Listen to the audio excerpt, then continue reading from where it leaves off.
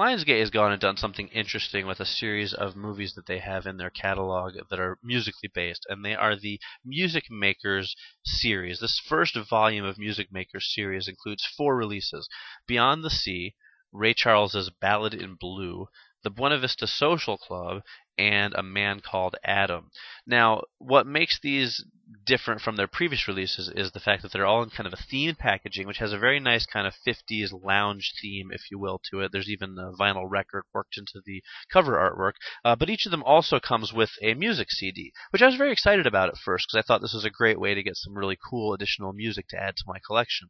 And it would be cool if all 4 releases didn't come with the same CD.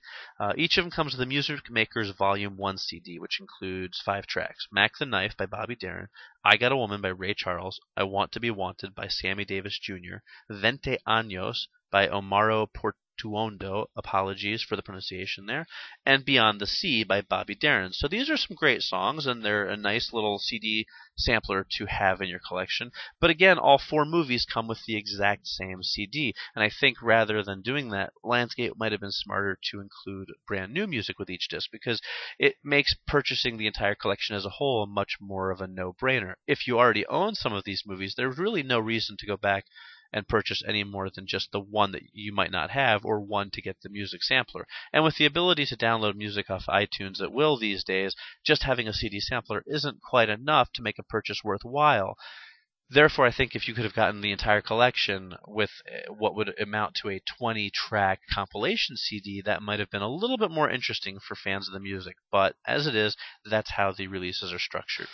Now, what we get with these 4 films are a documentary, a biopic, and 2 more dramatic films. Probably the standout from the release is the Buena Vista Social Club, which is a highly critically acclaimed documentary that came out a few years back, and I'm sure that a lot of people will be happy to see it re-released in any format. It's a Wim Wenders film, Wim Wenders, I believe is how it's actually pronounced, about a group of musicians who kind of raised themselves from the barrios of Cuba and became successful folk musicians, selling out concerts at Carnegie Hall. It's a very popular film. It's a very good film, and if you're a fan of it and you don't already own it, then this is the way to go, because you do get the bonus CD with it.